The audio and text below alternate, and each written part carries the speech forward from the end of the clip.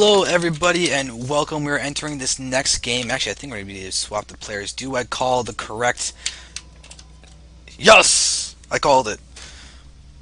And now I got the colors matched up. Rev Saravati. Purple Protoss in top left going up against a Runkart, the teal Protoss in the bottom right for the most epic PvP final ever. That last game was a lot of fun. There was just cannons everywhere, locked in probes everywhere, second probes coming in, epicness all around. Probably the most epic cannon rush I've ever seen in my life. Still, Saravati is going to go ahead and continue happily mining away, building his pylon, as is a Runkart.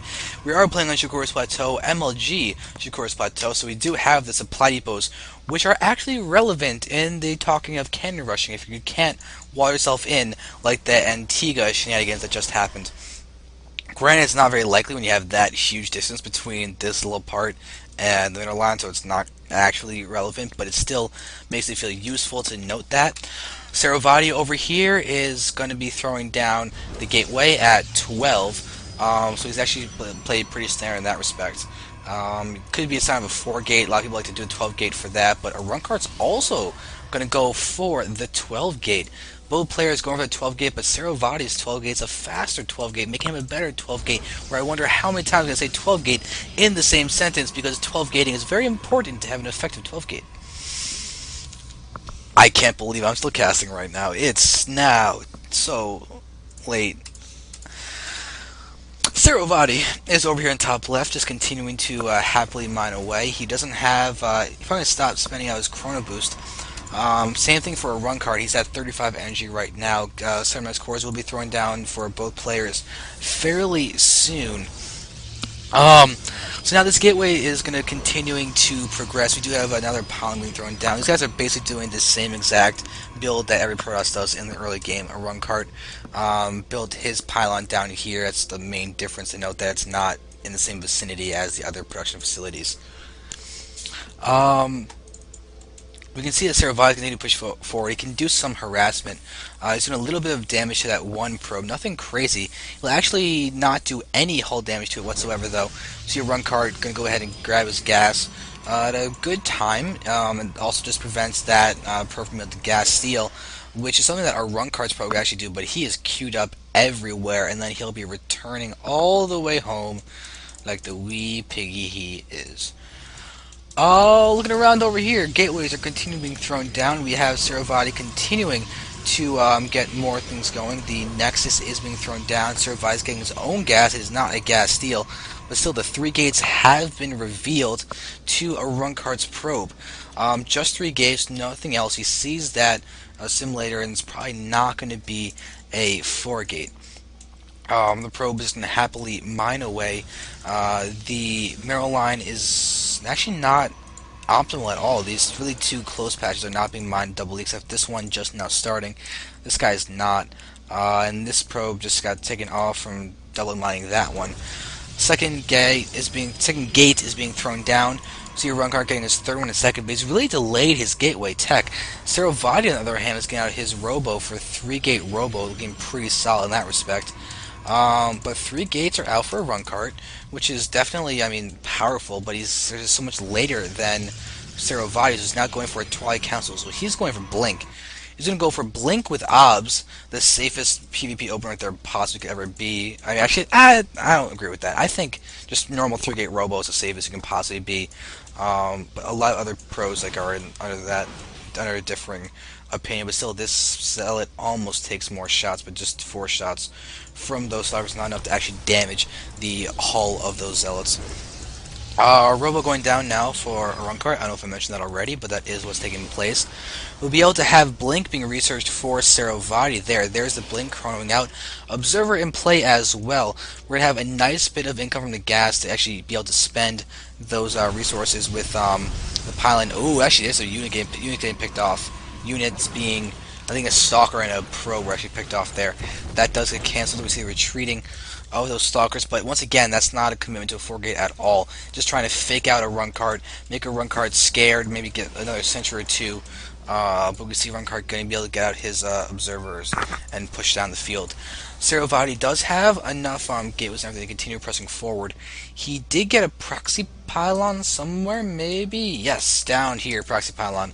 See him warping in more. He's now going to blink in a couple seconds, just another minute or so, and then be able to go ahead and push in, deal any amount of damage that he can, get vision on the high ground, take down the observer. Oh no, goodbye observer from a run card. That's a big loss, but still, that partially reveals this aggression from the Blink Stalkers. We can see how a run card is going to push him forward, but he's got to be really careful. This is the only pylon powering this robo. And it's going to throw down, yes, another one gets thrown down, but still, this is a very, very vulnerable pylon. Here, ooh, that's kind of clever to throw down that Torsos down there to try and prevent that, but we do see this Immortal has been delayed by about 15 seconds or so, which is definitely a nice pickoff. Another pylon being thrown down, doesn't want that to be delayed anymore, but we could have a blink forward. There we go, nice blink forward. You can see he's got overwhelming forces. That's not a bad blink at all. You need to pull back the very injured Stalkers, though. He's now down to very, very few. He has warp and reinforcements down there, but he's not using them really. But you know, see, Saravati's got a lead in the food count as well as the Stalkers and everything. However, this Immortal is a big deal. 10 Stalkers though versus 1 Immortal goes to the Stalkers. They're still added DPS down here, and this Sentry is going to move in just in time. Oh wait, never mind. It's going to move away and miss that opportunity. Saravati is now inside the main base. I'm going to go ahead and start harassing. This is the only pylon powering those 3 gateways, maybe just those 2, but we're going to see those Stalkers pushing around, maybe try and do some aggression from down here with the reinforcements. Is that a probe? Oh, the probe. We should just pull down a pylon down there so that Saravati could have just reinforced in both areas. Does he have another pylon making? But yeah, just in his main base. He is supply blocked though at a critical time.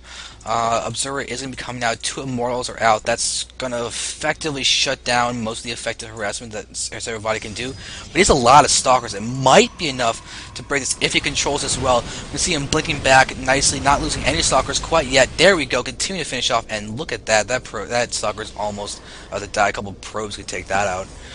Observer is now in play, but still, where is Saravati's Observer? It's did it die?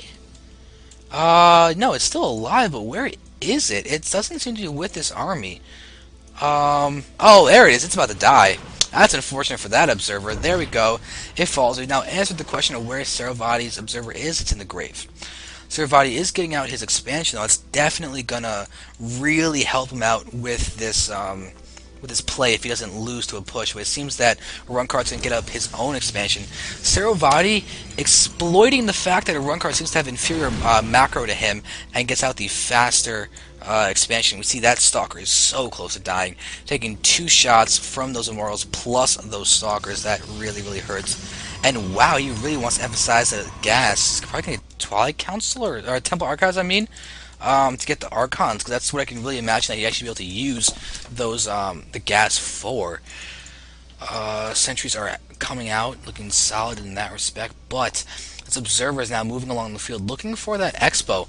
You'll see it's already done, but there's no... Oh, Saravati's Observer is going in the wrong direction to pick that off. It will, however, rejoin with the Stalkers, and Run Card is not producing more Immortals, even though his opponent's really favoring Blink Stalkers. He has Blink Stalkers of his own. If you look over here, though, it seems that Saravati is actually choosing to go for a Robotic Spade directly in the face of that Observer.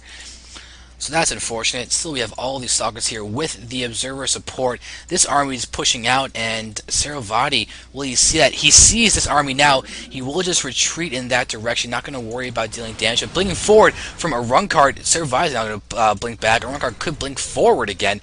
Blink Wars. So run card blinks forward. He will take out 1 Stalker, and then these guys will retreat. But Saravati is going for those Colossi. He did a great job of not using Colossi in that 30-minute game. Really doing a good job with that. But right now, a run card is pushing forward. He wants to be aggressive. He's got 3 gates only, which is something that he was actually to be able to produce off very well. Saravati's got 4 gates and a Robo, with another Robo coming down. So that's actually going to be a huge